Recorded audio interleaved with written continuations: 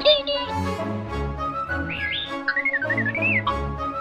Star Wars fans, welcome back to another episode of Rebel Watch. I'm Ez, and this is Mike. We are live from the Hilton Orlando. We are at Star Wars Celebration. This is day 3. Wow. How's it going, Mike? It's going good. I am so tired. I'm tired as well. well. In a good way. But I'm tired, but I'm also still with it. I'm still here and ready to go. I don't know. That's feeling right. it. Yeah, you just, everyone's tired. Everyone's tired. We got a little bit of rest last night, so I think today we were good to go. We did a lot of walking today, though. Yes. But still, epic day. Let's break down Star Wars Celebration, day 3. Ooh. Do I remember everything?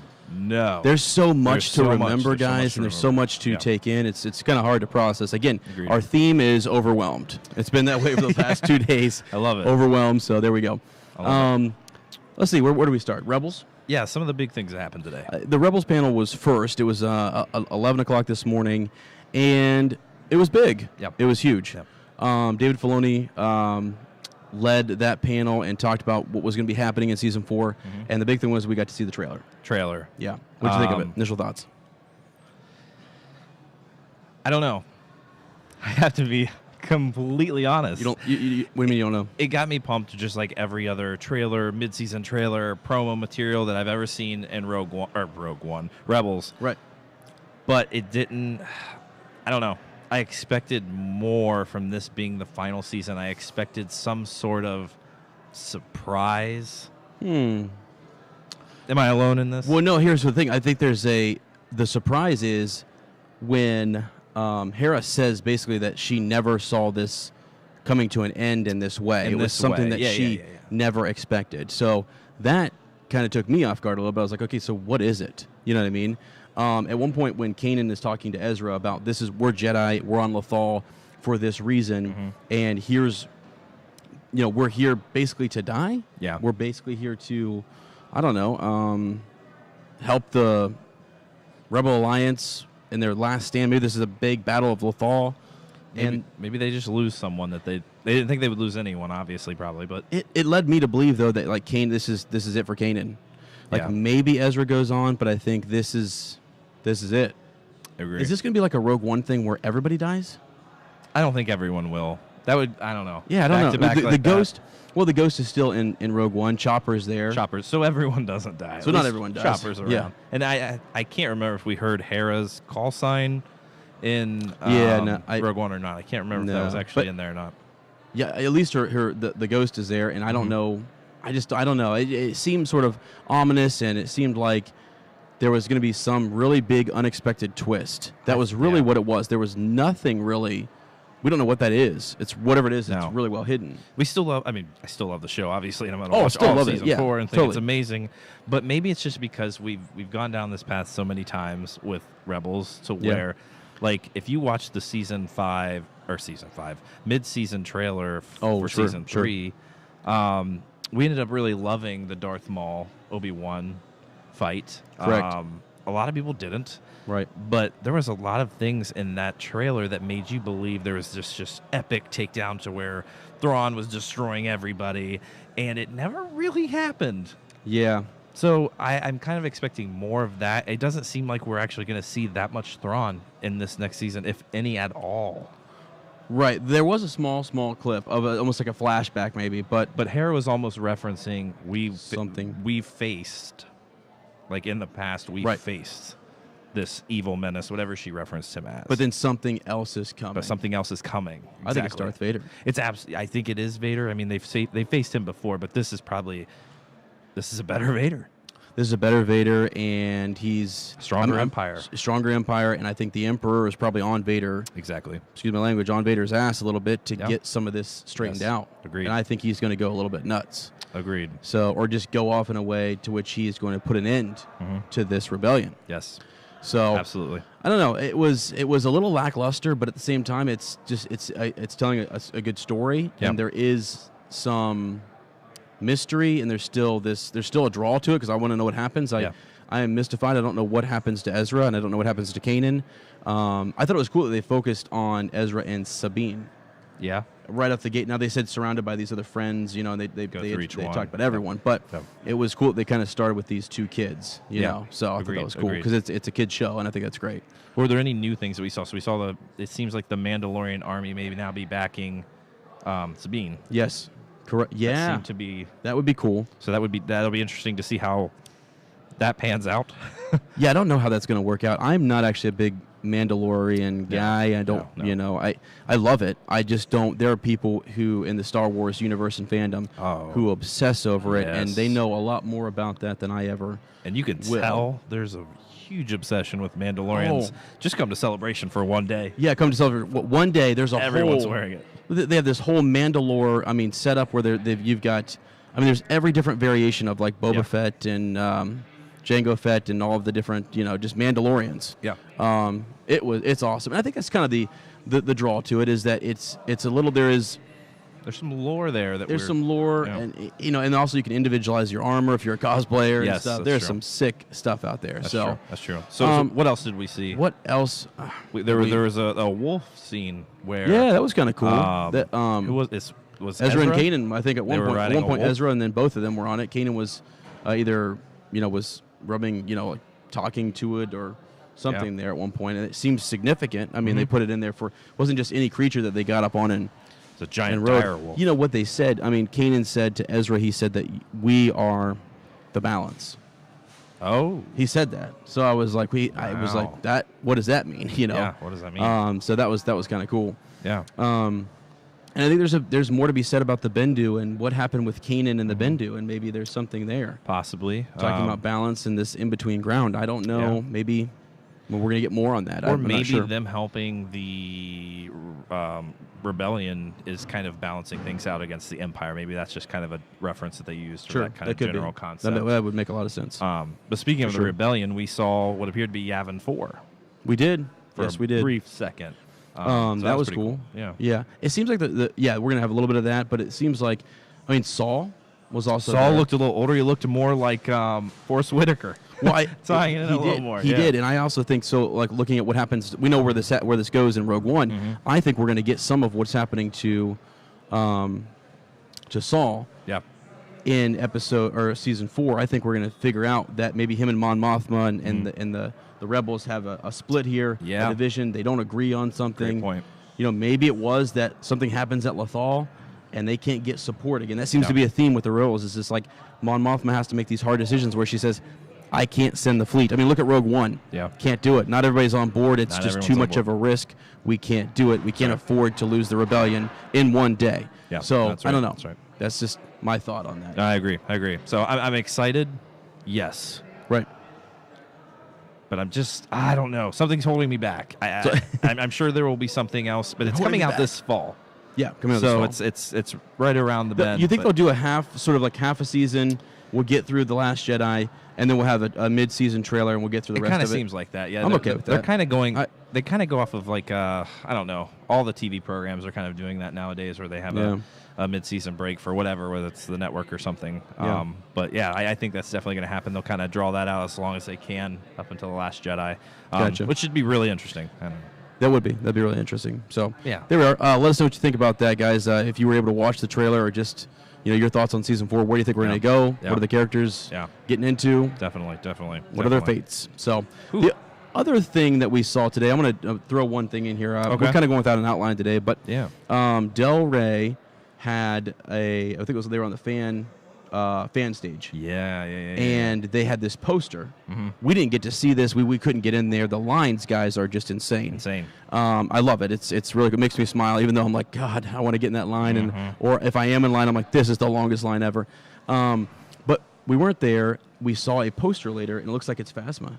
A Phasma novel. A Phasma novel leading into The Last Jedi, though. Yes. Which is what I think is interesting. So it's almost like this time between The Force Awakens. There could be some flashbacks and maybe some backstory. From Jakku? Yeah, from Jakku. And who knows, but maybe it's like her getting out of the trash compactor and how did she get out of there?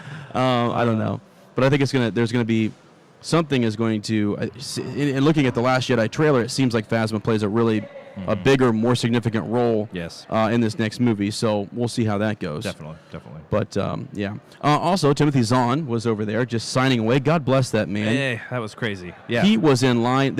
We stopped over to see him at Del Rey. He was over at Barnes & Noble at one point, too. And he had been signing. He was only supposed to be signing for like 2 hours. He was there for like 4 hours signing, and he was probably just exhausted. They had to cut the line off. But still, even when they did, I mean, he wanted to get through everybody who was in line, and it's a lot. And he's coming back tomorrow to sign some more. Yeah, we're really hoping to sneak in there tomorrow. Yeah, we're hoping to get in there. But awesome guy. I was glad to see him there. We got a couple photos, so that was pretty sick. Yeah, it was very cool. Let's see. After that, we had the Battlefront II trailer. Oh, so sick. Was sick. Mike, what'd you think?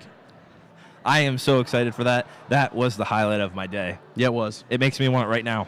Well, wait till November. I thought the highlight of the day would be Rebels for us, but no. Battlefront stole the show today. So a long trailer, and I think there's some text in the trailer where they're basically saying to the fans, "We're getting this right. Yes. We're giving you what you want. It's coming. Thanks for being patient." Yeah. Here's that single player campaign you wanted with the story.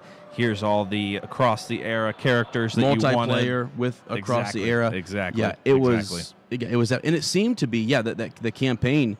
You mentioned this, that they were taking almost some lines or some of Palpatine. Oh my goodness. His lines or his that story was from Aftermath. It seemed like directly from Aftermath. Or I think maybe more specifically Empire's End. What did he say that the Empire? I can't remember what he said now. Oh, he was basically saying that the rebellion cannot be allowed to persist. Yeah. I can't. That's not the exact wording, but it was something along those lines. Yeah. And what there was a soldier, female, looks like a special ops stormtrooper, who was sort of narrating this and was saying, "We got to follow his. This is the Emperor's last orders. Yeah, we're gonna follow through." What struck me was how surprised she was to see the Death Star explode. Right when she was, kind of being sweeping in to take out those rebels. Her reaction was just that it can't be. Yeah, she was like, impossible. That's impossible. That's impossible, yeah. And that's exactly the type of things we've heard in these more recent novels with Aftermath and Lost Stars.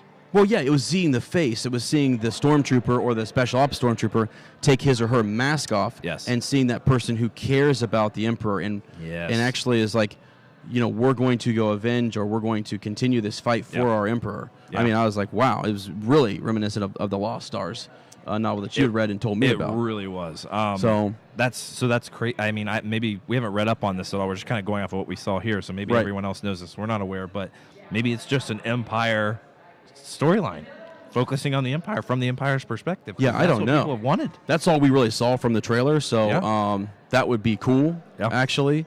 And maybe tell some more of the story on the other side that we don't know a whole lot about. Absolutely. So goodness gracious. Yeah. I don't know. It was epic. There was we got a little bit of Darth Maul. We saw him in there versus Yoda in a sense. Who else did we see? Kylo Ren. We saw Kylo Ren. I'm not sure who he was fighting there, but they were kind of showing us different people that were in different eras, so we could see that it was this cross era sort of multiplayer. Rey was there as well. Yeah, graphically beautiful. I mean, all sorts of. It was everything you expect from EA and Battlefront. So I don't know. It blew me away. Stole the show. VR perspective, it seems like they're bringing more of that into it, especially with the single player mode. Right. Well, that would be awesome. Yeah. Man, that looked so good. So good. So good. Pre-ordering it now. Yeah, we are. I think it's November 17th or something like that. Right after my birthday, man. You gonna get that for me as a birthday? Yeah, that sounds good. Sure. I'm pretty sure I owe you. Since we're on camera, and I'll owe you more. Yeah, I got you. Okay, good. That is on camera. Pressured me into it. Good. No, so yeah. Any other what else happened today? Day 3. Besides exhaustion and sleep walking deprivation, around yeah, it was a lot of hurting feet. Well, today, go ahead. Well, I was going to say, today, so we got those. We got to see those panels. We got to see the trailers. Yeah. But more so, we hadn't really had a chance to just walk up and down, getting the right in with the folks up and down the lines for the antiques and the shirts and the memorabilia. That was awesome. We saw some stuff. We tried. It was our goal. We methodically started on the very left side or the east side of it, and we just went booth to booth. Booth to booth. And it took us 2 days. We did half of that yesterday, and then a lot more of it today. And we tried to miss, not to miss anything. Sign up for every raffle. Sign up for every giveaway. So maybe we'll win. Maybe. You're right, though. We made an effort to go to every single booth and try to see what was going on. But we did the latter half of the day, which I really loved. Yep. And we've only been able to do that now because we've experienced it for 2 days. We figured out the area a little more, the complex that it's in a little more, even our hotel a little more, how to get there a little more. So it's been a lot of information and learning lately. But today we kind of just took a breath. We even parted ways for a little bit, and just popped in the headphones and just experienced it.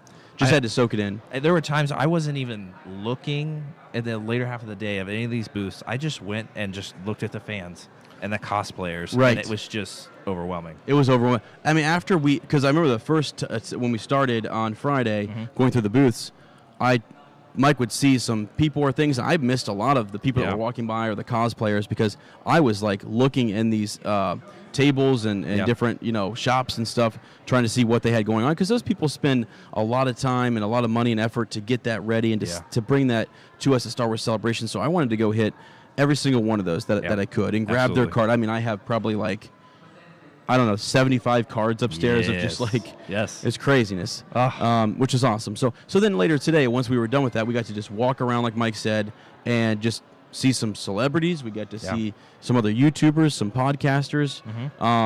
It was a great time. Took a lot of selfies. Awesome time. Yeah, so a lot of selfies. Cosplayers. And that's with all of that footage we have. We have a little bit of video. We have a lot of pictures. Yeah. We're really hoping to do a compilation to kind of give these cosplayers some credit for these awesome costumes they have, and you'll see just how awesome they look and how overwhelmed we were to see this. Yeah. It was awesome. We didn't get this yet on film, but we're going to. We have stopped and talked just to get some background information to the R2 builders and to the cosplayers. And I asked a guy today who was dressed up as Boba Fett. I was like, what does that cost? How long does that take? And I'm going to try to get some of that on film. And I'm sure other people have done it, but I think I want them to see that I appreciate that, and I want to know what it took, to do that, because I'm sure it's a lot of money, a lot of effort, a lot of dedication, but I want to hear the nitty-gritty details. That's right, yeah. So it's overwhelming to see, and just this is another day in the books where we've really just connected with this community. Right. It was awesome. It was awesome. So epic. So epic. Day 3 in the books. In the books. So tomorrow is going to be day 4. We'll get another podcast going for that. We've got what do we got tomorrow? We got Mark Hamill. Really hoping to get Hamill himself in there. Right. That's going to be a hot ticket. So yeah, we might be leaving after this to just walk over and see what's going on over at the. I mean, we're not allowed to stay overnight, but we might go check and see. If there are people in line, screw it. Hang out at Denny's long enough, we might just be able to, just get in there afterwards. Yeah, we might be able to.